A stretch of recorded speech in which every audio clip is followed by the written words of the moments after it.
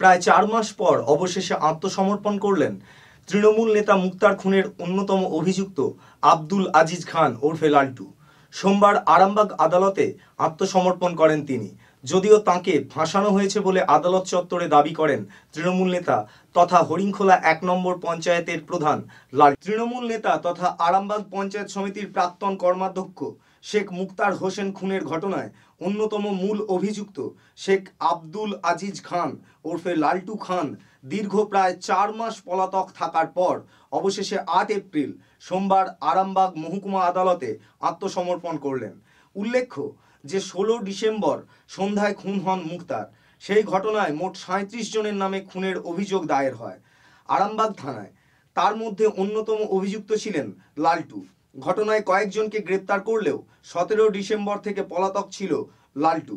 লাল্টু খান হরিংখোলা ১ নম্বর গ্রাম পঞ্চায়েতের প্রধান ছিলেন। তার অনুপস্থিতিতে অস্থায়ীভাবে অপর এক মহিলা সদস্যকে প্রধান পদে বসানো হয়। যদিও আত্মসমর্পণকারী এই তৃণমূল নেতা তথা পঞ্চায়েত প্রধান শেখ লাল্টু খান বলেন, এই ঘটনায় আমি যুক্ত নই, আমাকে ফাঁসানো হয়েছে। আমার কিছু দলীয়, ব্যক্তিগত ও ব্যবসায়িক কাজ ছিল, আমি সেগুলোকে গুছিয়ে নিয়ে এদিন আত্মসমর্পণ করলাম।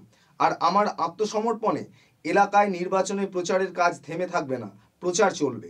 আমার নামে মামলা ছিল, এটা তো একদম ধ্রুব সত্য কথা, ঠিক আছে। কিন্তু এটাও ধ্রুব সত্য কথা, ৮ থেকে আসি সকলেই জানে যে সেই সময় আমি কোথায় ছিলাম, কি করছিলাম, কোন জায়গায় অবস্থান করছিলাম। এটা যেমন জনগণ জানে, তার থেকেও ভালো সংবাদ মাধ্যম জানে যে সেদিন আমি বলা করেছিলাম, খেলার মধ্যে ছিলাম। তার বহু এভিডেন্স, বহু নিউজের মাধ্যমে, বহু নেতৃত্ব, হ্যাঁ, আমার সঙ্গে পঞ্চায়েত সমিতির সভাপতিরা, বহু জনপ্রতিনিধি ছিল। যাক, সেটা ব্যক্তিগত আক্রমণে কেউ আমাকে ব্যক্তিগত এতে ফাঁসিয়েছে। যাই হোক, এতগুলো দিন আমার নিজের ব্যক্তিগত কিছু কাজ ছিল, সেই কাজগুলো গুছানোর জন্যই সময় চলে গেছে। তো আমি তো ভারতবর্ষের নাগরিক, আমরা ভারতবর্ষের সংবিধানের প্রতি আমাদের আস্থা আছে, তাই নিজে অনেকে বলছে আপনি নাকি লুকিয়েছিলেন এতদিন। হ্যাঁ, এক প্রকার দেখুন কি বললে, এটা আমার নামে কেস হয়েছে, লুকিয়ে থাকাটাই তো স্বাভাবিক।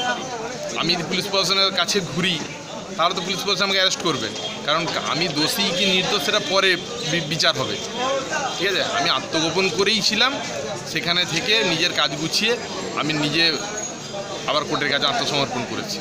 কারণ ভারতবর্ষের আইনের প্রতি আমার আস্থা আছে, কোর্টকে আমি সম্মান করি, কোর্ট আমার প্রতি এই বিচার করবে।